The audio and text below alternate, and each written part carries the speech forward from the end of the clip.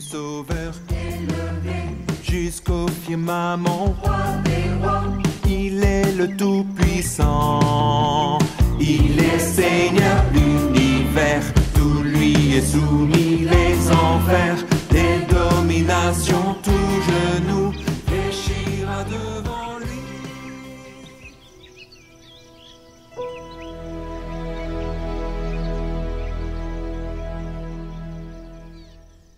Lecture du livre du prophète Joël. Prêtre, mettez un vêtement de deuil et pleurez.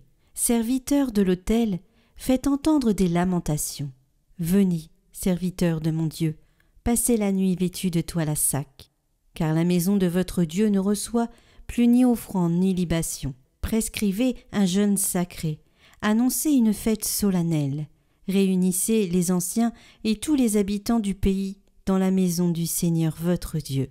Criez vers le Seigneur. Ah, jour de malheur! Le jour du Seigneur est proche, il vient du Puissant comme un fléau.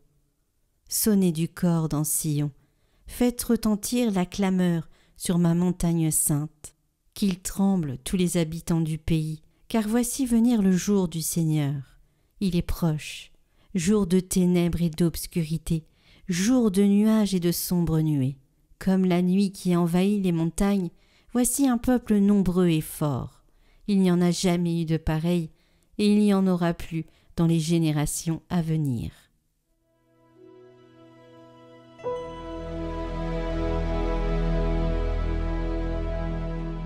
Dieu jugera le monde avec justice. De tout mon cœur, Seigneur, je rendrai grâce.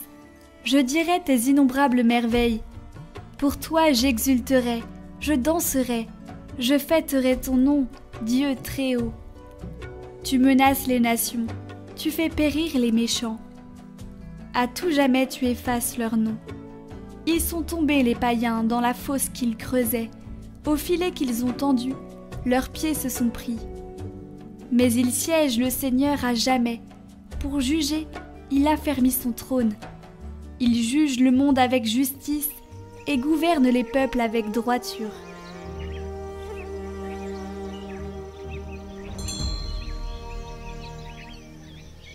Évangile de Jésus-Christ selon saint Luc.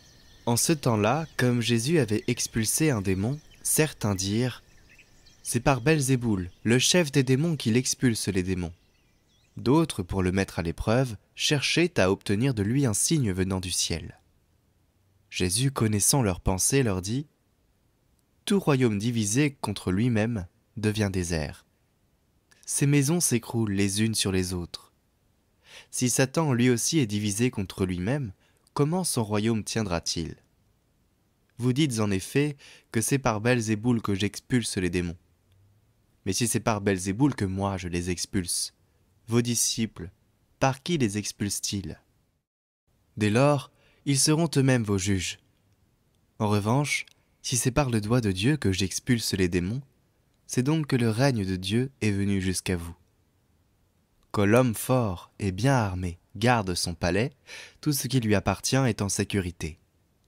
Mais si un plus fort survient et triomphe de lui, il lui enlève son armement auquel il se fiait, et il distribue tout ce dont il l'a dépouillé. Celui qui n'est pas avec moi est contre moi. Celui qui ne rassemble pas avec moi disperse. Quand l'esprit impur est sorti de l'homme, il parcourt des lieux arides, en cherchant où se reposer. Et il ne trouve pas. Alors il se dit « Je vais retourner dans ma maison, d'où je suis sorti. » En arrivant, il la trouve balayée et bien rangée. Alors il s'en va, et il prend d'autres esprits encore plus mauvais que lui, au nombre de 7. Ils entrent et s'y installent. Ainsi, l'état de cet homme-là est pire à la fin qu'au début.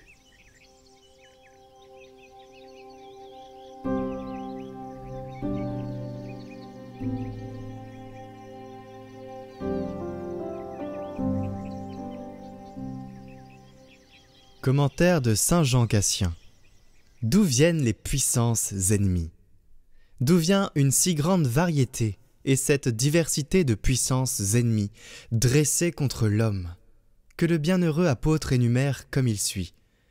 Nous n'avons pas à lutter contre la chair et le sang, mais contre les principautés, contre les puissances, contre les chefs de ce monde de ténèbres, contre les esprits de malice répandus dans l'air.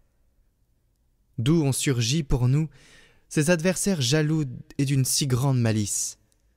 Faut-il croire que le Seigneur ait créé ces puissances à dessein précisément qu'elles fissent la guerre aux hommes, avec cette diversité dans la dignité et le rang? Dieu nous garde de professer jamais qu'il ait rien créé de substantiellement mauvais. Lorsque l'Écriture nous dit « Tout ce que Dieu avait fait était bon, très bon ». Avant qu'il fondât le monde visible, Dieu fit les vertus spirituelles et célestes, afin que, connaissant qu'elles avaient été produites de rien, pour une telle gloire et béatitude par un pur bienfait du Créateur, elles lui en rendissent de perpétuelles actions de grâce, et fussent adonnées sans cesse à le louer. Ceci ne fait doute pour personne parmi les chrétiens.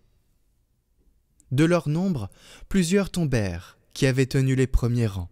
Cependant, vous mourrez comme des hommes, et vous tomberez comme l'un des princes. La jalousie du démon qui le poussa à tromper l'homme par ses artifices a sa cause dans sa chute. Il voyait, appelé à la gloire, qui avait été la sienne lorsqu'il était l'un des princes, et dont il se souvenait d'être déchu, l'homme qui venait d'être formé du limon de la terre. Sa première faute a donc été une faute d'orgueil, et c'est elle qui lui a valu sa déchéance et le nom du serpent. C'est pourquoi, pour nous détourner du chemin de la mort, nous allons chanter la gloire de Dieu en proclamant que nous croyons qu'il nous a sauvés sur la croix pour nous souvenir qu'il nous a effectivement sauvés sur la croix et que nous n'avons plus rien à craindre. Nos chemins de mort sont détruits, l'enfer a été dévasté. Il nous suffit donc de suivre ce chemin qu'il a tracé pour nous par un signe d'amour, sa mort sur la croix.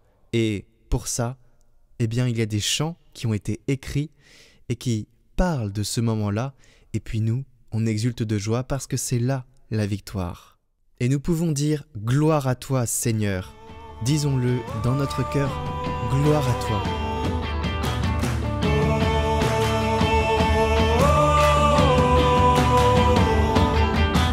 Nous croyons en Jésus Sauveur, Fils de Dieu.